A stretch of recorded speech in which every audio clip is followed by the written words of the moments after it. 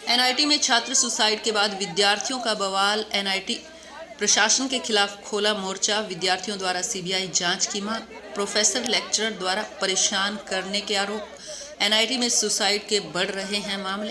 कुरुक्षेत्र में बीटेक की छात्रा के सुसाइड के बाद देर रात स्टूडेंट्स कैंपस में इकट्ठा हुए और छात्रों ने वी वांट जस्टिस जैसे नारे लगाते हुए हंगामा कर दिया। एनआईटी प्रशासन ने भी मेन गेट बंद कर मीडिया की एंट्री बंद कर दी। कुरुक्षेत्र एनआईटी की छात्रा के सुसाइड के बाद छात्रों ने सीबीआई जांच की मांग करते हुए कहा कि एक हफ्ते में 2 सुसाइड और 3 सुसाइड होने के बाद एक कमेटी बनाई गई थी, उसकी भी आज तक कोई रिपोर्ट नहीं आई। इंस्टीट्यूट में बहुत बड़ा भ्रष्टाचार हो रहा है। एक लॉबी है जो स्टूडेंट्स को परेशान कर रही है। स्टूडेंट्स ने कहा बहुत सारे सुसाइड का रीज़न एकेडमिक है, लेकिन पिछले 2 महीने से कुछ ज़्यादा ही सुसाइड बच्चे कर रहे हैं। उस लड़की को प्रोफेसर द्वारा धमकाया जा रहा है कि प्रदर्शन करना है तो बाहर जाकर करो, आपकी मार्कशीट नहीं दी जाएगी। छात्रों का कहना है पिछले करीब 2 महीनों में बीटेक के 4 स्टूडेंट सुसाइड कर चुके हैं। 3 छात्रों के सुसाइड के बाद एक कमेटी बनाई गई थी, लेकिन इसके बाद भी सुसाइड करने का सिलसिला लगातार जारी है।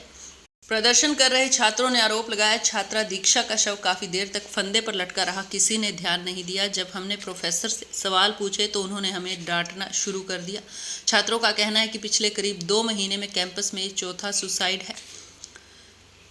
हंगामा करते हुए छात्रों ने सुसाइड के मामले में सीबीआई जांच की मांग की है। इससे पहले एनआईटी के 3 अन्य स्टूडेंट सुसाइड कर चुके हैं, जिसमें 9 अप्रैल को सिरसा जिले के गांव शेरपुर के प्रियांशु वर्मा 22 वर्षीय ने फंदा लगाया था। ये बहुत सारी सुसाइड जो अभी तक होती आई है, उसमें एक बहुत बड़ा रीजन एकेडमिक स्ट्रेस रहा है।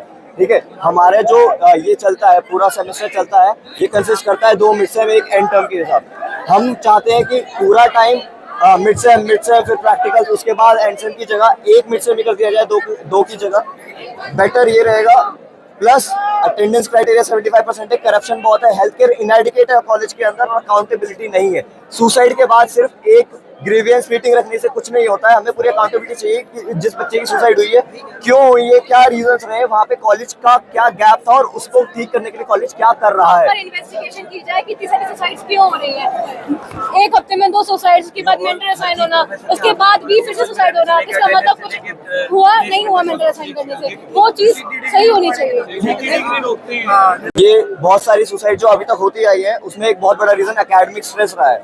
ठीक है, हमारे जो ये चलता है, पूरा सेमेस्टर चलता है, ये कंसिस्ट करता है 2 मिड सेम एक एंड टर्म के हिसाब। हम चाहते हैं कि पूरा टाइम मिड सेम फिर प्रैक्टिकल, उसके बाद एंड सेम की जगह एक मिड सेम कर दिया जाए, दो की जगह बेटर ये रहेगा।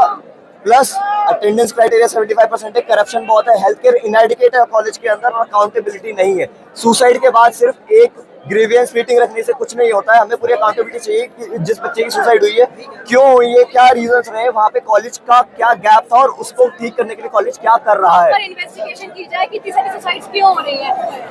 एक हफ्ते में 2 सुसाइड्स के बाद मेंटल असाइन होना, उसके बाद भी फिर से सुसाइड होना, इसका मतलब कुछ हुआ नहीं हुआ मेंटल असाइन करने से, वो चीज सही होनी चाहिए।